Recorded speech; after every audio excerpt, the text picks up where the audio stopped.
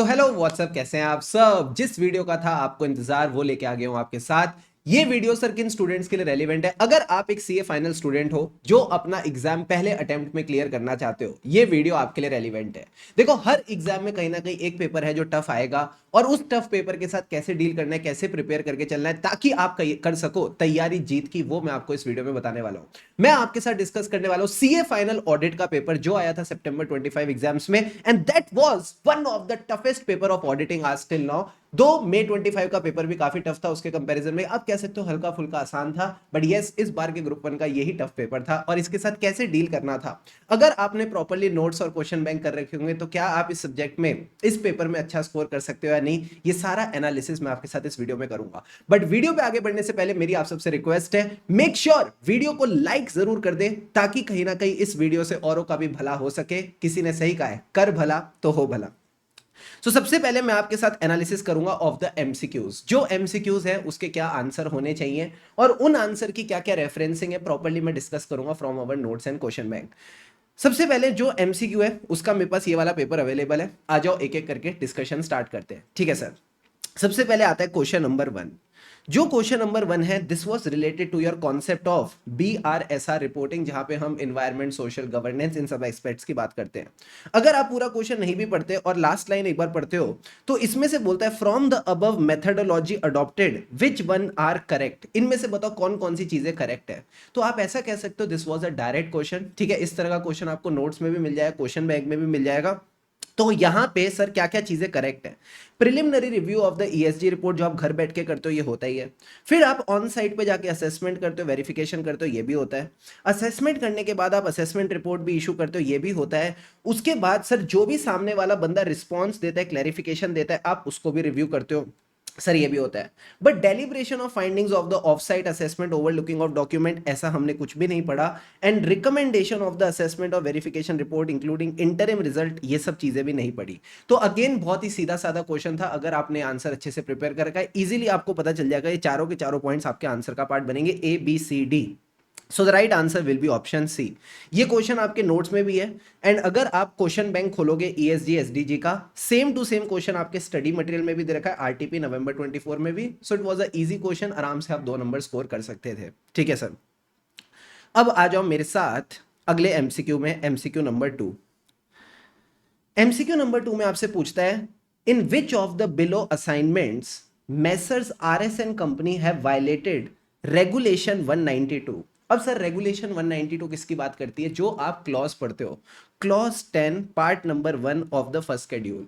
ये कहता है कि कोई भी एक सीएन प्रैक्टिस है, ठीक है, जो भी वो फीस एक्सेप्ट करता है, that can not be contingent, that can not be contingent और a percentage of the you can say profits of the entity. But इसकी कुछ एक्सेप्शंस है कि कंटिजेंट फीस आप ले सकते हो, fees based on the percentage of profits आप ले सकते हो। वो एक्सेप्शन दे रखी है रेगुलेशन 192 में, ओके सर। एंड रेगुलेशन 192 की जो एक्सेप्शन है उसके हिसाब से आपने बताना है कि कौन सी चीज एक्सेप्शन का पार्ट नहीं बनेगी, यानी there will be a violation. तो सबसे पहले जब हम बात करते हैं कोऑपरेटिव सोसाइटी का ऑडिटर बनने का, तो क्या कोऑपरेटिव सोसाइटी का जो ऑडिटर है वो अपनी फीस ले सकता है based on the percentage of paid up capital? Answer is yes. मैं आपको बोलता था कोऑपरेटिव सोसाइटी के साथ इन लोगों ने कोऑपरेट किया, कोई दिक्कत की बात नहीं है। फिर उसके बाद in case of assignment of liquidator, अगर आप रिसीवर हो, लिक्विडेटर हो, can your fees be based on the percentage of realisation of asset? Again the answer is yes, कोई दिक्कत की बात नहीं है। फिर now I am appearing before the income tax appellate tribunal on behalf of a audit client, और जो मेरी फीस है that is based on the reduction in the demand. तो सर इसकी जो एक्सेप्शन है वहां पे लिखा है non non service. Sir non non का मतलब है non assurance service to a non audit client, क्योंकि यहां पे आप नॉन अश्योरेंस सर्विस तो दे रहे हो, हाँ सर, बट क्या ये नॉन ऑडिट क्लाइंट है? No sir, it is a audit client. तो ये एक प्रॉब्लम बन जाएगी। एंड लास्ट में अगर आप कॉस्ट ऑप्टिमाइजेशन सर्विस दे रहे हो तो जितना बेनिफिट आपने पार्टी को दिया उतनी फीस आप ले सकते हो, कोई दिक्कत की बात नहीं है, तो ये भी चलेगा।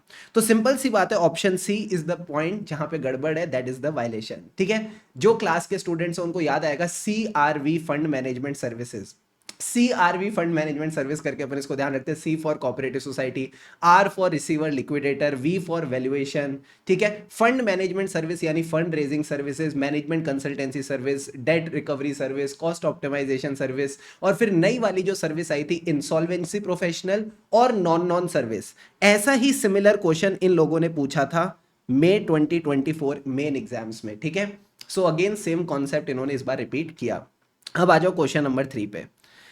क्वेश्चन नंबर 3 की डिस्कशन ऑलरेडी वैसे मैं डिस्क्रिपेंसी वाली वीडियो में कर चुका हूं। इससे जस्ट पहले जो हमने वीडियो रिकॉर्ड की थी उसमें मैंने बोला था आप आईसीआई को ईमेल डालो जो जो इस पेपर की डिस्क्रिपेंसीज हैं, ताकि वो आपको ग्रेस मार्क्स वगैरह या बोनस मार्किंग दे सके। ये क्वेश्चन आपका रिलेटेड है to the ethical standard board के डिसीजन। जितने भी एथिकल स्टैंडर्ड बोर्ड के रिसेंट डिसीजन आए हैं, as they are very important from exam point of view, उस पे आईसीआई ने अभी रिसेंट आरटीपी में भी क्वेश्चन पूछा, एमटीपी में भी क्वेश्चन पूछा, और कहीं ना कहीं एक्सपेक्टेशन थी एग्जाम में भी आएगा, और 2 नंबर का एमसीक्यू आ गया। देखो क्या कहता है, CAX is the engagement partner of this company. यहां पे आपको अज्यूम करना है that it is a audit service, ठीक है सर। आपको बस इतना बताना था इनमें से कौन सा असाइनमेंट है that can be accepted as per the recent decision of the ethical standard board. तो सिंपल सी बात है, अगर आप कंपनी का ऑडिट कर रहे हो तो आप उसके लिए फाइनेंशियल स्टेटमेंट कंपाइल नहीं कर सकते। अगर आप एक सीए इन प्रैक्टिस हो तो आप ट्रेडमार्क अटॉर्नी नहीं बन सकते, ये एथिकल स्टैंडर्ड बोर्ड का डिसीजन है। एंड इसी तरह अगर आप किसी कंपनी का ऑडिट करते हो तो ना तो आप उस कंपनी के, ना आप उसकी किसी जॉइंट वेंचर या सब्सिडरी के आप उसके डायरेक्टर वगैरह नहीं बन सकते। Again that will be a independence issue. तो यहां पे सिर्फ एक ही चीज आप कर सकते थे, you can act as a authorised representative for their foreign customer. अब कंपनी और कस्टमर का तो कोई लेना देना नहीं है, आप कंपनी के ऑडिटर हो तो आप उसके कस्टमर, सॉरी, आप कंपनी के ऑडिटर हो, ठीक है, तो आप उसके कस्टमर के तो रिप्रेजेंटेटिव बन ही सकते हो, कोई दिक्कत की बात नहीं है। This thing is allowed. तो क्वेश्चन 3 का आंसर शुड बी ए। अब आ जाओ इंटीग्रेटेड केस सिनेरियो 1 के साथ आगे बढ़ेंगे। सबसे पहले question number 4, for failing to keep the money in a separate bank account, कहीं ना कहीं इन्होंने सेपरेट बैंक अकाउंट में पैसा नहीं रखा, will CAH be held guilty of professional misconduct under CA act 1949 and it's schedule. मुझे बताओ कौन से क्लॉज में बात होती है सेपरेट बैंक अकाउंट में पैसा रखने की? Sir clause 10। इनको क्लॉज 10 से प्यार हो गया इस पेपर में। Clause 10 part 1 of the second schedule ये कहता है कि जो भी आपको क्लाइंट से पैसा मिलता है, apart from the fees, apart from the remuneration, apart from the money जो आपको खर्चा करना है in a reasonable amount of time, इन सब के अलावा जो भी पैसा क्लाइंट आपको देगा वो आप एक सेपरेट अकाउंट में रखोगे, अपने अकाउंट में नहीं रखोगे। Clause 10 part 1 of the second schedule ऐसा कहता है। अब सर अगर हम इसके रिगार्डिंग केस के अंदर पढ़े तो यहाँ पे दे रखा है, देखो क्या कहता है। CAH in consultation with management decided to visit 10 out of 15 branches within a period of 15 to 20 days, which are situated in various states of India. Management ने CAH को एडवांस दिया 5 लाख रुपए का against the estimated expense of 5.25 lakhs. जो 5 लाख का advance मिला इसने इसको अपने बैंक अकाउंट में रखा ताकि ये सारे खर्चे वगैरह मीट कर सके, और इसको सेपरेट अकाउंट में नहीं रखा। तो ये चीज हमने ऑलरेडी क्लास में पढ़ रखी है। जब मैंने आपको क्लॉज 10 पढ़ाया था तो उसके नोट्स में भी हमने ये बात कवर की थी। सर क्या बात कर रहे हो? यस, एक बार अगर आप अपनी बुक में भी आओगे ना, come to clause number 10 part 1 of the second schedule. Gafoor, ये पहले क्लॉज 10 की जो एक्सेप्शंस थी इस पे क्वेश्चन हमने अभी कवर किया, ठीक है सर। यहाँ पे non assurance service to non audit client, वहाँ पे ऑडिट क्लाइंट था इसलिए गिल्टी हो गया। अब आ जाओ एक बार क्लॉज 10 जब मेन पोर्शन है जिसकी मैं बात कर रहा था, ये देखो क्लॉज 10। यहाँ पे स्पेशल पॉइंट पे मैंने आपको रेड में हाईलाइट करके चीज दे रखी थी कि जब भी आपको एडवांस मिलता है that is excluded from the scope, वो इसके स्कोप का पार्ट नहीं है, यानी आप जो एडवांस मिल रहा है उसको आप अपने अकाउंट में रखो, कोई दिक्कत की बात नहीं है। यही क्वेश्चन आईसीआई ने, मैंने यहाँ पे दे भी रखा है, यही same to same question ICI ने आपके क्वेश्चन बैंक में क्वेश्चन 11 पे मिल जाएगा। ये मैंने अप्रैल 25 एडिशन के हिसाब से दे रखा है। अगर आपका पुरानी बुक है तो उसमें भी ये क्वेश्चन होगा, कोई दिक्कत नहीं है। जनवरी 21 का ही क्वेश्चन है। क्वेश्चन नंबर 11 जनवरी 21 में सेम क्वेश्चन आईसीआई ने पहले पूछ रखा है। और दोस्तों यहाँ पे एक सिंपल सी बात है, कोई मिसकंडक्ट नहीं है, आप एडवांस को अपने बैंक अकाउंट में रखो, देयर इज नो प्रॉब्लम। तो देखो क्या कहता है, is there a misconduct, so the answer is no. Yes वालों को तो पहले गलत कर दो, ठीक है सर। अब जो नो है ना उसका रीजन देखना जरूरी है। Council has made a suggestion that advance received by chartered accountant will not fall under clause 10 यानी it is exception and not keeping in a separate account is valid। कोई दिक्कत नहीं, आप उसको सेपरेट अकाउंट में मत रखो। CAH will not be held guilty। ठीक है सर। उसके बाद डी पॉइंट देखो क्या कहता है, CAH will not be held guilty since the provisions of clause 10 part 1 of second schedule are applicable to CA in service। Sir यहाँ पे एक्सप्लेनेशन गलत है, ये क्लॉज सीए इन प्रैक्टिस पे लगता है, सीए इन सर्विस पे नहीं लगता। तो राइट आंसर क्या होगा, राइट आंसर होगा option A. Easy peasy, yes sir, free के 2 नंबर हैं। अब आ जाओ नेक्स्ट क्वेश्चन पे, question number 5। With regard to the unspent amount of 20 lakhs out of the following select the reporting responsibility of HGN company for compliance of CARO 2020। अब ये 20 lakhs की बात इन्होंने देखो कौन से पैरा में कर रखी है सर, ये रहा 20 lakhs। देखो क्या कहता है, ए लिमिटेड कारो 2020 के लिए इन्होंने ना पहले ऊपर फिगर्स भी दे रखे हैं कि कंपनी की नेटवर्थ 500 करोड़ है, टर्नओवर 1000 करोड़ है। तो आप एक बात तो कह सकते हो, कारो 2020 एप्लीकेबल तो है। ठीक है, पहले एक बार चेक कर लिया करो एप्लीकेबल है कि नहीं, एप्लीकेबल तो है। A limited has constituted a CSR committee, और लिमिटेड कंपनी है भाई, पब्लिक कंपनी है, तुमको फिगर देखने की जरूरत ही नहीं है, एप्लीकेबल है। सीएसआर कमेटी बनाई है सेक्शन 135 की। CSR committee has formulated and recommended to board a CSR policy and recommended the amount of expenditure। इनको लगा 20 lakh was unspent in respect of other than ongoing project। CH is exploring the reporting responsibility। तो जब भी हम बात करते हैं कारो 2020 की, ये कौन सा क्लॉज है सर, ये है 2020 वाला क्लॉज, नीता अंबानी वाला। नीता अंबानी वो छोटे छोटे प्यारे बच्चों को लेके आती है ना IPL 2020 में, yes sir, this is your clause 20 of para 3 कारो 2020। यहां पे सर हम 2 केसेस लेते हैं, एक तो ऑनगोइंग प्रोजेक्ट, एक अदर देन ऑनगोइंग प्रोजेक्ट। अगर अदर देन ऑनगोइंग प्रोजेक्ट होता है तो उसको आपको पैसे को ट्रांसफर करना पड़ता है within a period of 6 months to a schedule 7 fund. तो इसी के ऊपर ये क्वेश्चन था। तो देखो क्या आएगा, whether the company has transferred the money of 20 lakh to a fund specified in schedule 3। schedule 3 वाले तो पॉइंट सर दोनों गलत हो गए। फिर कहता है it has transferred the amount of 20 lakh to a schedule 7 fund within a period of 6 months, ये बिल्कुल ठीक है। फिर उसके बाद 3 months, सर 3 नहीं है 6 months है। सो बड़ा सिंपल सा क्वेश्चन था, सिंपल सा आंसर है, option B will be the right answer. अब आ जाओ नेक्स्ट क्वेश्चन पे, क्वेश्चन 6।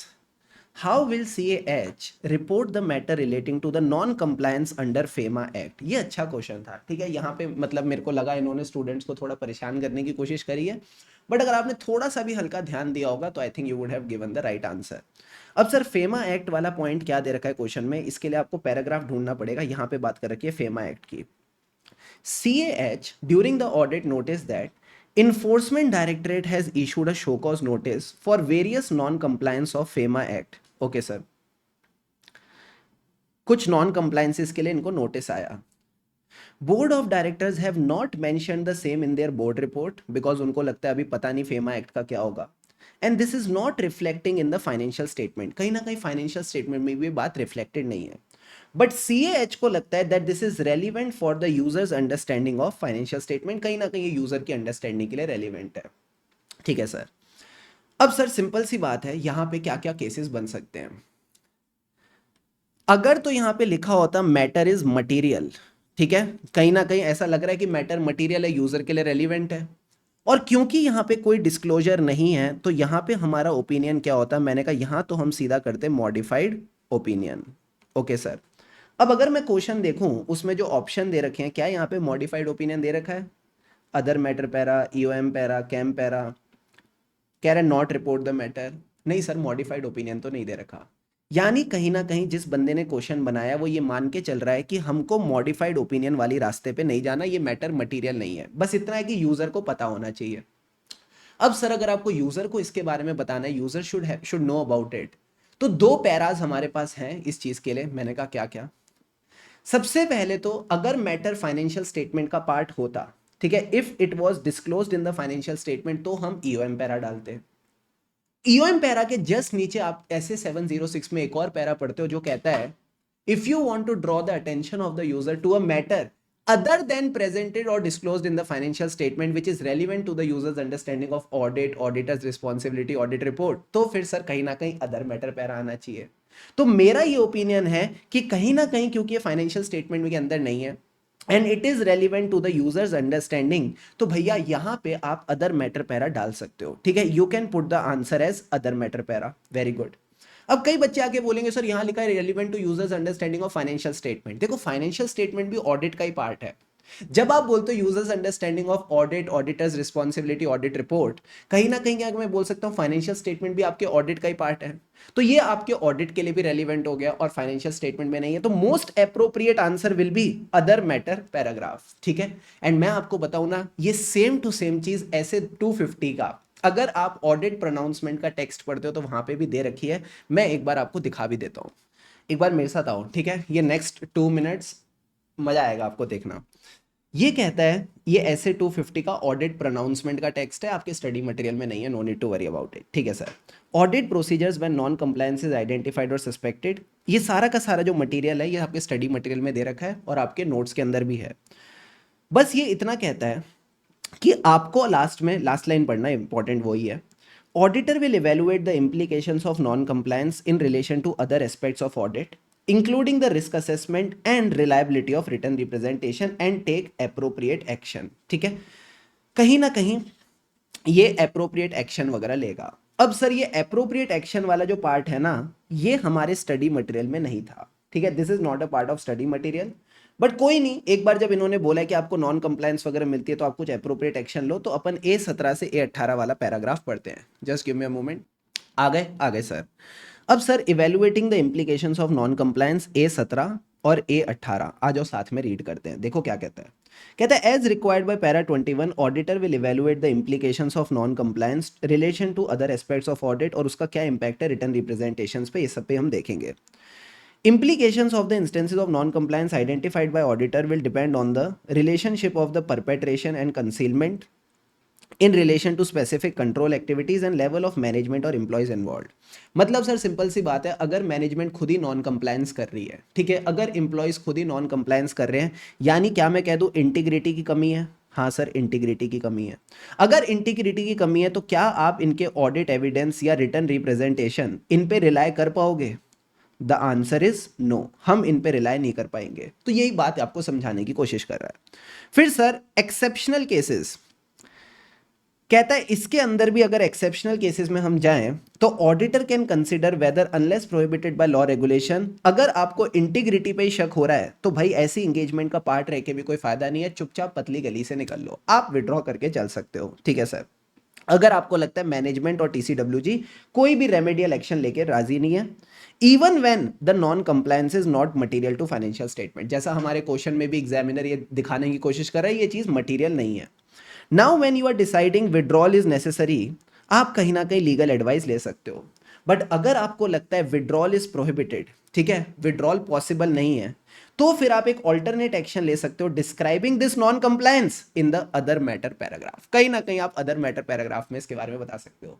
तो मैं बताऊं ना, जिस शातिरता से इन्होंने क्वेश्चन बनाया है, पहले तो जो मेन मटेरियल था वहां से टॉपिक उठाया नहीं, उस मेन मटेरियल की इन्होंने ली एप्लीकेशन वाला पार्ट। दिस A18 का मतलब है एप्लीकेशन का रेफरेंस नंबर 18, उसमें भी इन्होंने एक्सेप्शनल केस उठाया जिसमें ऑडिटर विड्रॉ करता है, और विड्रॉ की भी एक्सेप्शन उठाई कि अगर विड्रॉ प्रोहिबिटेड है तो आप अदर मैटर पैरा में डालो। मैंने कहा ज्यादा दिमाग खराब करने की जरूरत ही नहीं है।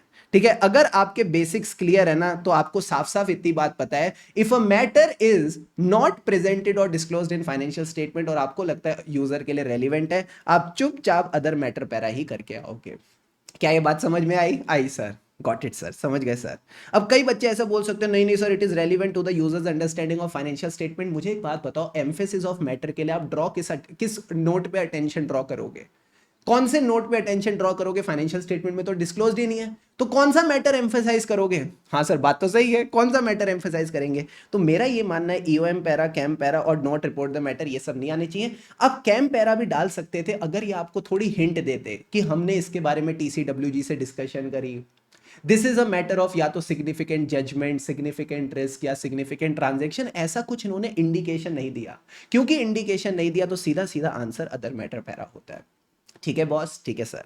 अब आ जाओ क्वेश्चन नंबर 7, डायरेक्ट क्वेश्चन था, विच of the following is not a current period consolidation adjustment. सीधा सीधा ऑप्शन सी करना था कि गुडविल और कैपिटल रिजर्व ये परमानेंट कंसोलिडेशन एडजस्टमेंट होती है। मैं आपको हमेशा बोलता हूं जो भी चीजें आप इंड AS 103 में कैलकुलेट करते हो, यानी बिजनेस कॉम्बिनेशन के टाइम पे गुडविल, कैपिटल रिजर्व और NCI का बैलेंस, ठीक है, एनसीआई का बैलेंस भी, ये सब आपकी परमानेंट होती है, करंट पीरियड कंसोलिडेशन एडजस्टमेंट का पार्ट नहीं बनेगी। Very good.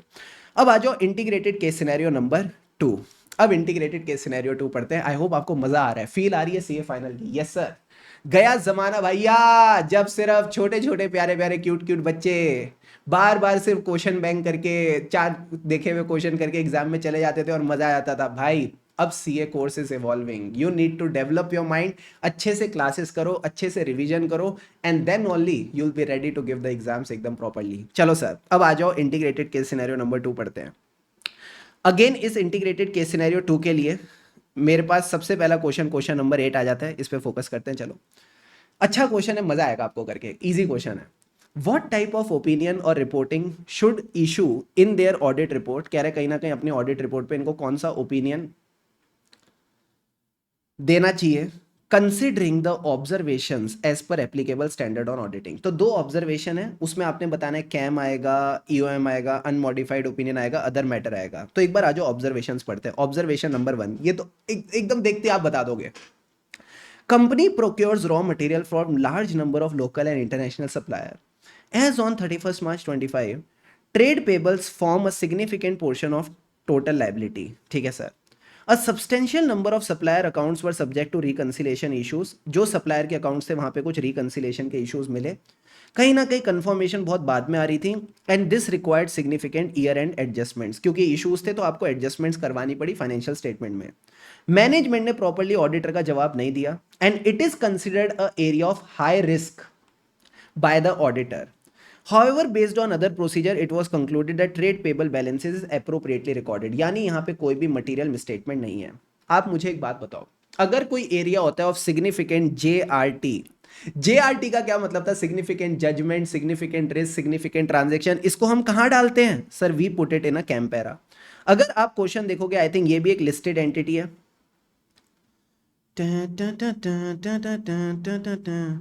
SQC and Associates is a firm CA's appointed audit and assurance service. They are appointed as the auditor of this bank. और बैंक के बाद इन्होंने बोला, इन्होंने एक NBFC का भी ऑडिट किया है। फिर उसके बाद they are appointed as the auditor of MRP limited which is a listed company. फिर लिस्टेड कंपनी के केस में इन्होंने ये सब बातें करी और उसके साथ साथ इन्होंने ये बातें भी करी। तो लिस्टेड कंपनी के केस में कैम आएगा। ठीक है sir. Observation number 2, a batch of finished goods worth rupees 1.8 crore was found to be missing during the physical verification of inventory। कहीं ना कहीं मिसिंग था। ये एक significant portion है of the value of inventory of finished goods। Management stated that it was due to a clerical error, ठीक है, जिस वजह से ये चीज रिकॉर्ड नहीं हुई। एंड जो डॉक्यूमेंटेशन थी it was insufficient and not independently verifiable. Because भाई सिंपल सी बात है, 1.8 करोड़ जो कि एक मटीरियल एरिया है, इसके लेके आपके पास सफिशिएंट एंड अप्रोप्रिएट एविडेंस नहीं है।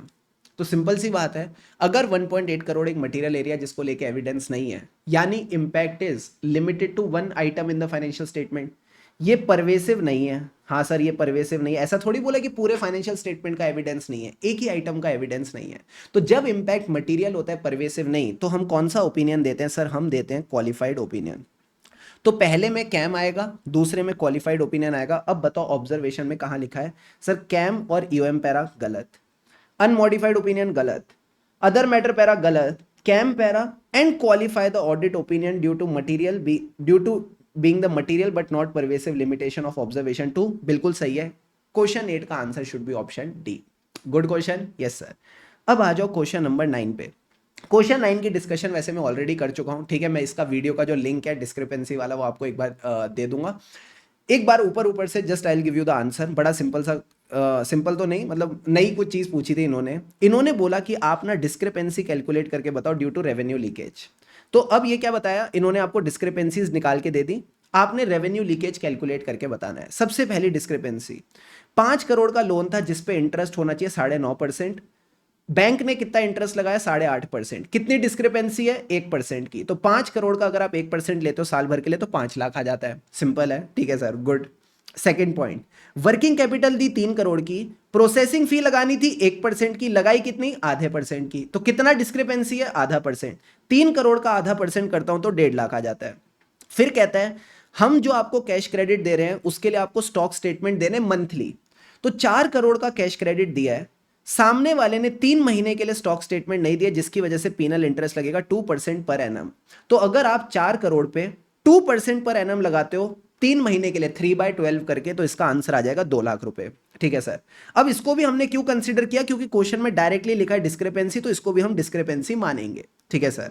एंड लास्ट में कहता है एक एक्सपोर्ट्स करके कंपनी है जिसको हमने एक्सपोर्ट फैसिलिटी दी, उसके लिए कुछ क्रेडिट पीरियड दिया 2 करोड़ रुपए की एट 6% पर एनम, बट सामने वाले ने 1 महीने का डिले किया, तो इस पे इन्होंने कहा हम ओवर ड्यू इंटरेस्ट लगाएंगे 12% पर एनम का, बट ये ओवर ड्यू इंटरेस्ट जो था डिलेड पीरियड का ये अप्लाई नहीं किया। तो बड़ा सिंपल है, 2 करोड़ इंटू 1/12, क्योंकि 1 मंथ का डिले है, इंटू 12% पर एनम, इससे आप मल्टीप्लाई करोगे तो अगेन आपके पास 2 लाख का आंसर आ जाएगा, बिकॉज 12% का ओवरड्यू इंटरेस्ट अप्लाई नहीं हुआ। तो जब आप इनको ऐड करते हो 5 लाख प्लस 1.5 लाख 6.5 लाख 8.5 लाख प्लस 2 लाख, आपके पास 10.5 लाख का आंसर आ जाएगा। ठीक है, तो यही मेरे हिसाब से आंसर होना चाहिए। This is the most appropriate answer. अब अगर आप इसमें अज्यूम करते हो नहीं सर ये जो ओवरड्यू इंटरेस्ट रेट है ना, इसमें नॉर्मल इंटरेस्ट रेट जुड़ा हुआ है, तो बैंक ने नॉर्मल इंटरेस्ट रेट 6% का लगा दिया होगा, जो एक्स्ट्रा रेट है ना 6% का वो नहीं लगाया। तो अगर आप ओवरड्यू इंटरेस्ट को 6% लेके चलोगे तो यहां पे आंसर फिर 1 लाख आ जाएगा, और 10.5 की जगह इट विल बी 9.5 लाख। तो मेरे हिसाब से तो 10.5 लाख होना चाहिए। ठीक है, बट अगर आप एक दूसरा ओपिनियन लेना चाहो तो आप इसका आंसर 9.5 लाख कर सकते हो। Again that depends on assumption to assumption. इसकी रिप्रेजेंटेशन हमने आईसीआई को ऑलरेडी भेज दिया, मैंने आपको ऑलरेडी वीडियो बना के दे दी थी इस वीडियो से पहले, सो आई होप आपने मेल कर दिया होगा। ठीक है सर। अब आ जाओ question 2, select the correct option. Again it is one of my favourite question. Correct option after calculating the aggregate risk adjusted value of the above funded assets for calculating the minimum capital ratio for easy finance limited. Sir ये कौन सा concept पे question है? जब हम NBFC audit पढ़ते हैं, हाँ सर, उसमें शुभम सर ने आपको एक चार्ट बनवाया था सर, किसका? रिस्क वेट्स का, कि कई सारे एरियाज होते हैं जहां पे रिस्क 0 होती है, फिर 2 ऐसे एरियाज होते हैं जहां पे रिस्क 20% होती है, एक ऐसा एरिया होता है जहां रिस्क 50% होती है, और बाकी सारे केसेस में रिस्क इज 100%। और मैंने आपको ये बात पहले भी बोली थी कि 2-3 अटेम्प्ट पहले ये सेम चीज आईसीआई एमसीक्यू में पूछ चुका है। आप भले रिवीजन वीडियो देख लो चाहे क्लास की वीडियो देख लो, I had already mention this thing and again इन्होंने एमसीक्यूज में पूछ ली। तो अगर आप अपने नोट्स पे भी देखोगे आपको प्रॉपर टेबल मिल जाएगी रिस्क वेट्स की। आ जाओ मैं साथ में आपको कैलकुलेट करवा देता हूं। सबसे पहले यहां पे बोलता है easy finance limited is a NBFC, उसके आपको इन्होंने एसेट्स के नाम दे दिए। कैश एंड बैंक मैंने हमेशा बोला है कोई रिस्क नहीं है, तो यहां पे the risk will be 0%। Okay sir. जो भी बॉन्ड्स हैं ऑफ पब्लिक फाइनेंस इंस्टीट्यूशन, अगर आप बुक देखोगे वहां पे पब्लिक फाइनेंस इंस्टीट्यूशन नहीं लिखा, पब्लिक सेक्टर बैंक्स लिखा है। तो पब्लिक सेक्टर बैंक्स के केस में 20% होता है, बट पब्लिक फाइनेंशियल इंस्टीट्यूशन के केस में तो सर 100% ही होगा। जो करंट एसेट्स है, लोन टू स्टाफ, में हमेशा कहता था स्टाफ को अगर आप लोन दे रहे हो, अगर वो सामने वाला पैसा नहीं देगा तो हम उसकी सैलरी में से काट लेंगे, तो it is also considered to be secured. तो यहां पे भी सर 0% होगा। और आखिरी में जब बात होती है फिक्स्ड एसेट्स की, ठीक है, फर्नीचर एंड फिक्सचर्स, तो सर यहां पे कितना होगा? मैंने कहा यहां भी 100% होगा, यानी it will be full 30 crore. और लास्ट में आते हैं स्टेट गवर्नमेंट के गारंटी के claims which are in default for up to 90 days. तो मैंने आपको हमेशा इसमें बोला है अगर कोई डिफॉल्ट नहीं है या default is up to 90 days और गारंटी स्टेट गवर्नमेंट की है तो बाबा इट विल बी 20%। तो अगर आप इसकी कैलकुलेशन करो तो ये आ जाती है 50 प्लस 30 प्लस 60 का 20% करे तो 12, ये बन जाएगा 92 crore. This will be 92 crore, और आंसर भी यहां पे यही आएगा, option A 92 crore. Got it sir. अब आ जाओ क्वेश्चन 11 पे। ये आपके कारो 2020 का क्वेश्चन है सर। कारो 2020 काफी मतलब मजेदार चीज है सर, काफी स्कोरिंग चीज है। How will messrs SQC and associates report under CARO 2020 with respect to revaluation of assets of MRP limited? तो रीवैल्यूएशन ऑफ एसेट की बात होती है क्लॉज 1 पैरा 3 कारो 2020, उसका भी सब क्लॉज नंबर 4 जो डी पार्ट होता है। अब रीवैल्यूएशन के रिगार्डिंग देखो इन्होंने क्या दे रखा है, लेट्स सी सर। ये रखा रिवैल्यूएशन के रिगार्डिंग, एक लिस्टेड कंपनी है, उसने अपने बिल्डिंग्स की रिवैल्यूएशन करी है, सॉफ्टवेयर की रिवैल्यूएशन करी है। तो ये कहता है as a result of revaluation the carrying value of the building was increased which represents 6% increase over the gross carrying value of the building। हम ग्रॉस वैल्यू लेते हैं नेट वैल्यू सर, ग्रॉस नहीं नेट वैल्यू लेते हैं। 12% increase in the net carrying value at the considering the beginning of the year. तो मुझे बताओ अगर ये 10% और मोर होता है in the net carrying value तो क्या आप रिपोर्ट करते हो? हाँ सर, हम रिपोर्ट करेंगे. Software assets were considered a downward revaluation, which is a 10% reduction in gross, but 16% reduction in the net. ये भी हम रिपोर्ट करेंगे. तो दोनों केसेस में आपने रिपोर्ट करना और साथ ही साथ ये रिपोर्ट करना पड़ता है कि एक तो 10% और मोर का है, फिर आप ये रिपोर्ट करते हो कि whether it was done by the registered valuer और नॉट. कहीं ना कहीं ये चीज़ जो है रजिस्टर्ड वैल्यूअर ने करी या नहीं. तो अगर आप इसके आंसर में आओगे तो आपको साथ साथ बताना है report only the revaluation of building, गलत. ओनली द सॉफ्टवेयर एसेट, गलत. Both the building as well as software is not required to be reported, फालतू की बात है. Answer D will be the right. Both need to be reported, plus you should also mention it is done by registered valuer and the amount of change. Okay, easy, good question. अब आ जाओ integrated case scenario 3. पानी के दो घूंट लगाओ and get ready.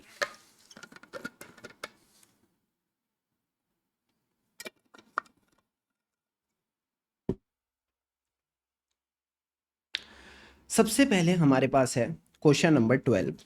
This question is from SA 299. ठीक है.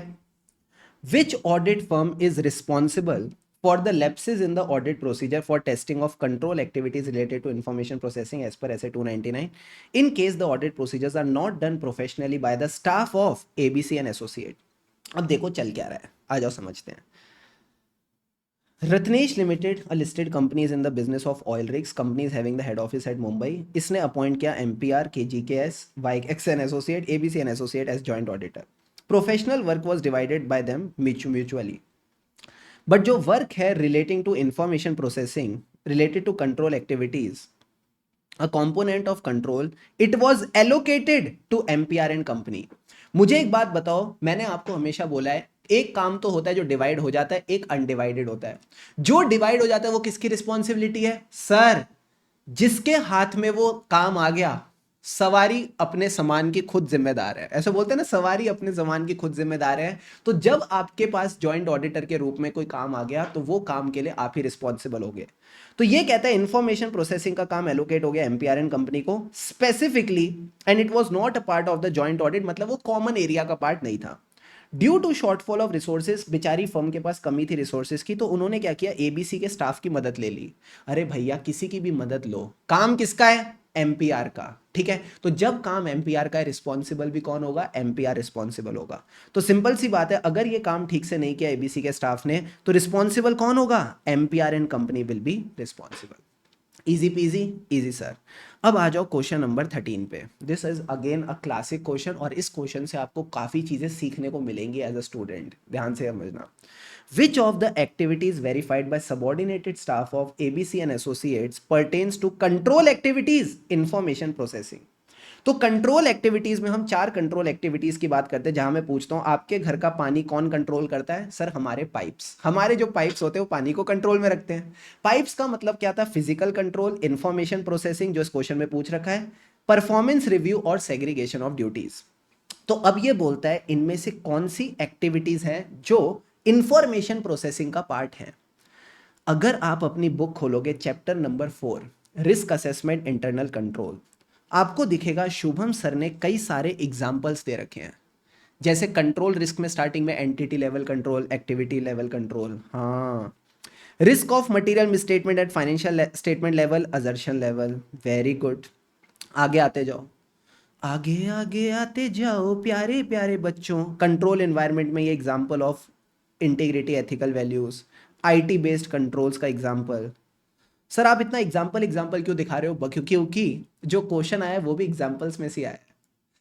अगेन अगर आप देखोगे कंट्रोल एक्टिविटीज इंफॉर्मेशन प्रोसेसिंग, तो यहां पे सर इंफॉर्मेशन प्रोसेसिंग के अंदर 2 कंट्रोल्स आते हैं, general IT controls, application control. General IT controls में आते हैं regarding controls of program change, restricting the access to certain program और डेटा. अगर आप कोई नया सॉफ्टवेयर इंप्लीमेंट कर रहे हो तो क्या क्या कंट्रोल्स होने चाहिए. एप्लीकेशन के अंदर arithmetical accuracy, edit checks, numerical sequence check और manual follow up of exception report. ये सब कहीं ना कहीं एग्जाम्पल दे रखे हैं. फिर इसके साथ परफॉर्मेंस रिव्यू मैंने आपको ऑलरेडी बता रखा था. This is nothing but variance analysis, actual performance को स्टैंडर्ड से कंपेयर करो. फिजिकल कंट्रोल में आते हैं physical security of assets, authorising the access to computer program और डेटा फाइल्स की, यानी कंप्यूटर फाइल्स वगैरह जो भी है इनको कहीं ना कहीं ये एक्सेस जो है ऑथोराइज करने, जो ऑथोराइज पर्सन होगा वही एक्सेस कर पाएगा। फिर उसके बाद फिजिकल कंट्रोल्स में ये भी आता है कि जो भी फिजिकल इन्वेंट्री रखी है उसको आप बुक्स ऑफ अकाउंट से कंपेयर करो, जिसको आप बोलते हो फिजिकल काउंट ऑफ इन्वेंट्री, और आखिरी में सेग्रीगेशन ऑफ ड्यूटीज। तो दोस्त अगर आप इस एमसीक्यू को देखते हो तो इसने पूछा कौन सी एक्टिविटीज इंफॉर्मेशन प्रोसेसिंग का पार्ट बनेगी। Actual performance was reviewed against the budgeted one. ये क्या था सर? ये था परफॉर्मेंस रिव्यू। ओ, ये परफॉर्मेंस रिव्यू है। Edit checks for input data and numerical sequence check, these were the application control related to information processing. ठीक है सर।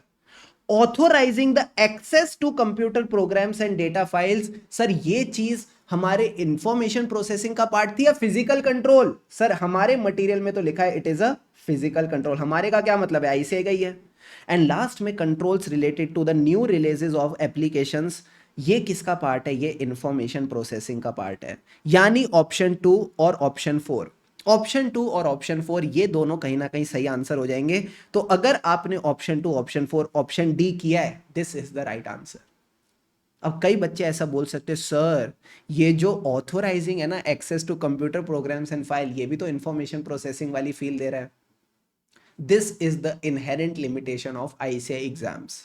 ठीक है, आप ये मान सकते हो this is the inherent limitation of ICAI exam. अब सर जब मार्किंग स्कीम बनेगी ये स्टडी मटेरियल से बनाएंगे। ठीक है सर, स्टडी मटेरियल में साफ साफ ये इन्फॉर्मेशन प्रोसेसिंग में दे रखा है, इन्फॉर्मेशन प्रोसेसिंग में दे रखा है, तो यही आंसर उठाएंगे। अगर आप लॉजिक से चलोगे तो यस, लॉजिकली पॉइंट नंबर 3 भी इसका पार्ट बनना सही चाहिए। ठीक है सर। अब आप मेरे से पूछो सर आपने अपनी जो बुक है, ठीक है, ये जो बुक है आपने इन एग्जाम्पल्स को इतनी वो क्यों दे रखी है इंपॉर्टेंस? क्योंकि ये पहली बार नहीं है जब इन्होंने एग्जाम्पल्स पे क्वेश्चन बनाया है। पिछली बार भी जब टफ पेपर आया था ऑडिट का मई 2025 में, ऐसे 620 से इन्होंने एक एग्जाम्पल वाला पार्ट उठा के क्वेश्चंस में टेस्ट किया था। Wow sir, that was again covered in the book. उससे पहले भी जब इन्होंने नवंबर 24 का पेपर पूछा था तो अगेन इन्होंने डिस्क्रिप्टिव क्वेश्चन में ऐसे 600 का एक एग्जाम्पल वाला पार्ट पूछा था। तो आप अगर नोट से पढ़ रहे हो ना, आपको कोई टेंशन लेने की जरूरत नहीं। और मैं हमेशा एग्जाम्पल्स के लिए एक ही चीज बोलता हूं, आपको ना इनका रट्टा लगाने की जरूरत नहीं है। अगर आप इन एग्जाम्पल्स को प्रॉपर्ली 2-3 बार 4 बार गो थ्रू करते हो, automatically you will be able to attempt the MCQs. MCQs attempt करने में कभी भी आपको फिर कोई दिक्कत नहीं आएगी। क्लियर है बॉस? क्लियर है सर, आपका पूरा ख्याल रखा यार मैंने, you don't need to worry about it.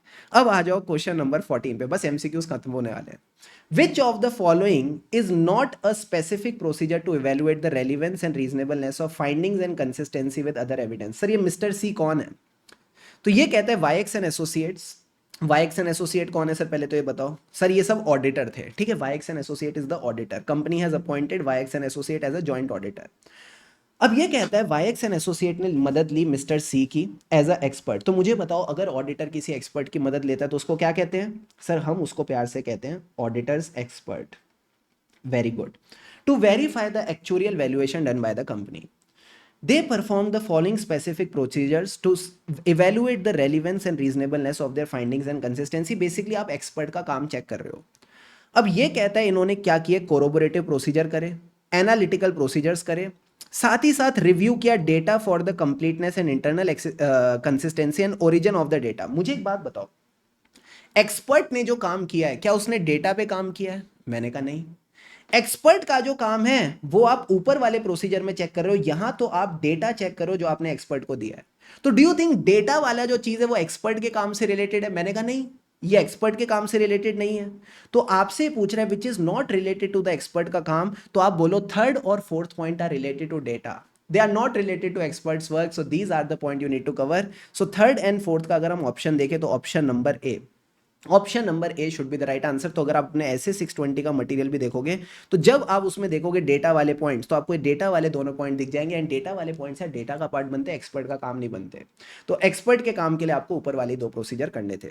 And last में आता है हम सबका favourite question 15, effect of the early adoption of Ind AS that will be reported under which head of the report? तो early application of accounting standard, जो मैं बोलता था 2 इवेंट पहले वाले 2 इवेंट बाद वाले, पहले वाले क्या थे सर? पहले वाले थे early application of an accounting standard that has a material effect on financial statement. Example भी लिया था इंडिया 116 का। दूसरा मैंने कहा था पहले क्या हुआ सर, पहले कोई कैटेस्ट्रॉफ हुआ, any catastrophe which has a significant effect on the company's operation, वो भी एक इवेंट होता है। उसके बाद वाले क्या थे sir, outcome of a litigation, future outcome of a litigation या significant subsequent event between the date of financial statement and date of audit report. ये सब इवेंट्स किसके थे? मैंने कहा these are the examples of emphasis of matter para which is covered in your study material and in our notes also. So the right answer will be EOM para. ठीक है, तो जितने भी एमसीक्यूज थे उनकी मैंने प्रॉपर रेफरेंसिंग आपके notes और क्वेश्चन बैंक के साथ यहां पे दे रखी है। 15 के 15 एमसीक्यूज मैंने आपके साथ डिस्कस कर लिए। देखो मैं आपको बताऊं ना, 30 में से जो 28 एमसीक्यू हैं ये डायरेक्टली आपको नोट्स और क्वेश्चन बैंक में मिल जाएंगे। तो जितने भी मेरे करंट स्टूडेंट्स हैं, ठीक है, आपको कोई टेंशन लेने की जरूरत नहीं है, कुछ ज्यादा सोचने की जरूरत नहीं सर एमसीक्यू के लिए क्या अलग करना है। अरे बाबू, जो आपको दे रखा है उसको आप बस अच्छे से कर लो, आप आराम से एमसीक्यूज को डील कर लोगे। ठीक है सर, हमें एमसीक्यूज के लिए बस नोट्स और क्वेश्चन बैंक पे फोकस करने की जरूरत है, कुछ भी एक्स्ट्रा एफर्ट डालने की जरूरत नहीं। But yes, for practice purpose जो भी आपकी लेटेस्ट आरटीपी आती है, एमटीपी आती है, उसकी केस स्टडीज आप प्रैक्टिस करके चल सकते हो। Deal done? Done sir. अब फटाफट अगर आप चाहो तो इस वीडियो के अंदर अंदर ही 2 मिनट का ब्रेक ले लो। ठीक है, 2 मिनट के ब्रेक के बाद अपन रिज्यूम करते हैं विद द डिस्क्रिप्टिव क्वेश्चंस, आपको और अच्छा लगेगा और अच्छी फील आएगी। ठीक है, चलो। Yes everyone, all set? Yes sir. अब सर डिस्क्रिप्टिव क्वेश्चंस के साथ स्टार्ट करते हैं। सबसे पहले क्वेश्चन नंबर 1। क्वेश्चन 1 है आपका, आता है SQC1 SA 220 से, EQCR का क्वेश्चन था। आ जाओ एक बार देखते हैं। हाँ जी मित्रों, सबसे पहले देखो क्वेश्चन क्या कहता है। क्वेश्चन कहता है मिस्टर ए ने अभी अभी रिसेंटली क्वालिफाइड किया है एज अ चार्टर्ड अकाउंटेंट। ठीक है सर, इसको कहीं ना कहीं फर्म का पार्टनर भी बना दिया ऑन 1 फरवरी 25। इसने एक्सेप्ट किया अपना पहला assignment to act as EQCR। बताओ, अभी अभी नया नया प्यादा, क्यूट क्यूट सा, अभी अभी बस ऐसा कहता है ना, जैसे वो बोलते हैं ना, अभी अभी चूजा निकला है। ठीक है, अंडे में से अभी अभी चूजा निकला है, और ये अभी अभी चार्टर्ड अकाउंटेंट बना है और इसको एक लिस्टेड एंटिटी का EQCR बना दिया। Before finalising the balance sheet, जो EQCR था इसने क्या किया, जो एंगेजमेंट टीम के वर्क पेपर थे उसी पे साइन वगैरह कर दिया as a token of review कि हाँ मैंने देख लिया, without going through the audit file. Plus इसने कोई डॉक्यूमेंटेशन नहीं करी। Comment on the act of CAA in accordance with relevant professional standard. जब प्रोफेशनल स्टैंडर्ड्स की बात हो रही है, यानी किसकी बात हो रही है, SQC1 और आपके जो SA 220 है, इसके हिसाब से आपने आंसर देना है। सर क्या बढ़िया तगड़ा क्वेश्चन बनाया है ना, मैंने कहा लप्पू सा क्वेश्चन बनाया है। Same to same question already ये लोग आपसे पूछ चुके हैं MTP नवंबर 23 पे। अगर आप अपने क्वेश्चन बैंक पे आओगे, आई थिंक सेम क्वेश्चन मैंने आपको रिवीजन वीडियो में भी गो थ्रू कराया था। देखो क्या कहता है question 11। CA Ragini is appointed as a EQCR for a listed company. ठीक है सर, वो भी उसी गांव की है, उसी टाउन की है। She has not previously done any audit of listed entity, ये भी नई नई बनी है। She accepts the appointment to act as EQCR। इसने भी क्या किया, येस नो करके एक चेकलिस्ट साइन कर दी, कंपनी के वर्क, जो एंगेजमेंट टीम के वर्क पेपर्स थे उस पर साइन कर लिया, और उसमें कोई भी ऐसी मटेरियल मिसस्टेटमेंट नहीं है जिससे ऐसा लगे EQCR का जो काम है वो एंगेजमेंट टीम के अलावा है। Do you think approach is right? Same to same question है, बस थोड़ी सी ड्राफ्टिंग अलग है। वही है, कोई नया नवेला बंदा EQCR बन गया और उसने प्रॉपर डॉक्यूमेंटेशन नहीं करी। तो ऐसे क्वेश्चन में आपको कुछ नहीं करना होता, सबसे पहले EQCR को डिफाइन करो कि जो भी EQCR होना चाहिए वो या तो एंगेजमेंट, वो या तो फर्म का बंदा होगा या क्वालिफाइड एक्सटर्नल पर्सन होगा, but should be a member of ICI। सिर्फ मेंबर ऑफ ICI होना काफी नहीं है, कहीं ना कहीं जो हमारे EQCR साहब हैं, कहाँ गया हमारा किताब, ये रहा, मैंने यहाँ पे आपके रेफरेंसिंग भी दे रखी थी बुक में, MTV नवंबर 23। इनके पास कहीं ना कहीं एप्रोप्रिएट एक्सपीरियंस और अथॉरिटी होनी चाहिए, तभी EQCR कर पाएंगे, ताकि ये ऑब्जेक्टिवली इवेल्युएट कर पाए सिग्निफिकेंट जजमेंट्स और conclusions made in the report. तो आपको सबसे पहले तो ये डेफिनेशन लिखनी थी। ठीक है सर। दूसरी चीज यहां पे किसकी कमी है, डॉक्यूमेंटेशन की। तो अगेन डॉक्यूमेंटेशन वाला पार्ट MTP नवंबर 23 का सेम टू सेम आ गया कि सबसे पहले आप डॉक्यूमेंट करो अपने प्रोसीजर, फिर बताओ आपने प्रोसीजर टाइम पे कंप्लीट कर लिया and it was completed before the report is issued, and आखिरी में आप ऐसा बोलोगे जो भी आपने काम किया, you are not aware of any unresolved matter to believe that the significant judgments are not appropriate, यानी आपने एक नेगेटिवली वर्डेड ओपिनियन देना है। So this was the question asked in your paper, and I hope अगर आपने question bank अच्छे से practice कर रखा था, चीजें अच्छे से कर रखी है, इजीली 1A आपसे अटेम्प्ट हो गया होगा। अब आ जाओ 1B पे। 1B was again a good question, a new question framed by ICI। Question 5 number का था। क्वेश्चन क्या कहता है, अगर आप लास्ट लाइन पढ़ो, गाइड CA सुबह and messrs RS and associate with regard to the guidelines for networking issued by ICI in respect of registration of network with entities in India outside India। मैं आपको बताऊं ना, direct question है, direct question है। अगर आप अपनी book में जाओगे, चैप्टर नंबर आई थिंक 15 है ऑफ नेटवर्किंग, ठीक है, चैप्टर 15 है 13 है, just give me a moment, सही निकला 15 है, ठीक है। जो आपका चैप्टर नंबर 15 है, कहाँ गया question paper Doraemon, question paper कहाँ गया, ये रहा, ठीक है। चैप्टर 15 नेटवर्किंग है, इसके दो पार्ट्स आपने कवर करने हैं जो क्वेश्चन में डायरेक्टली आपसे पूछे हैं। सबसे पहले registration with of the network with in India, ठीक है, जिसमें आप बोलते हो कि जब आपके पास आपका नाम आ जाता है, ठीक है, आपका नाम आ जाता है, आपको रजिस्टर करना पड़ता है नेटवर्क विद इन इंडिया, तो आपको 3 मंथ्स के लिए अप्लाई करना पड़ता है विद योर ICI, तो वो चीज़ आप यहाँ पे लिखोगे, ठीक है। उसके बाद आउटसाइड इंडिया करना होता है तो आपको ना डिक्लेरेशन देनी पड़ती है, form D for declaration, again declaration देनी पड़ती है विद इन 30 डेज। तो यही पॉइंट आपके बुक में भी लिखा है, अगर आप ध्यान से देखो, registration of the network with entities in India. तो ICAI आपका नाम रिजर्व करता है 3 महीने के लिए, फॉर्म बी में आपको अप्लाई करना पड़ता है, रजिस्ट्रेशन इज मैंडेटरी। और जब भी आप एक कॉमन मल्टीनेशनल अकाउंटिंग फर्म के साथ बनाते हो नेटवर्क, तो आपको एक नेटवर्क ही माना जाएगा। फिर एंटिटीज आउटसाइड इंडिया, तो अगेन मैंने कहा था डिक्लेरेशन देंगे फॉर्म डी में with in 30 days of entering in the networking arrangement. तो यही दो प्यारे प्यारे पॉइंट्स आपको यहाँ पे कवर करने थे। And networking is a important guideline, पहले भी इन्होंने 2-3 क्वेश्चन इस पे पूछ रखे हैं। इससे पहले इन्होंने क्वेश्चन जो पूछा था वो एथिकल कंप्लायंस के ऊपर पूछ रखा है कि आप internal audit book keeping service accept नहीं कर सकते अगर आपकी नेटवर्क फर्म कोई भी ऑडिट की सर्विस दे रहे हैं। इसी के अलावा इन्होंने रोटेशन ऑफ फर्म्स पे पहले क्वेश्चन पूछ रखा है, तो इस पे मेरे को ऐसा लगता है अभी भी ये टॉपिक इंपॉर्टेंट है, आगे जाके भी MCQs वगैरह बन सकते हैं, प्लीज इसको हल्के में मत लेना, ठीक है सर। अब आगे आ जाओ, क्वेश्चन सी वाला किसकी बात करता है सर, ये आपका सीधा साधा क्वेश्चन है कारो 2020 का। ये कहता है auditors of the said companies. Said companies का क्या मतलब है, इसकी ना कई सारी ग्रुप कंपनीज थी इस क्वेश्चन में।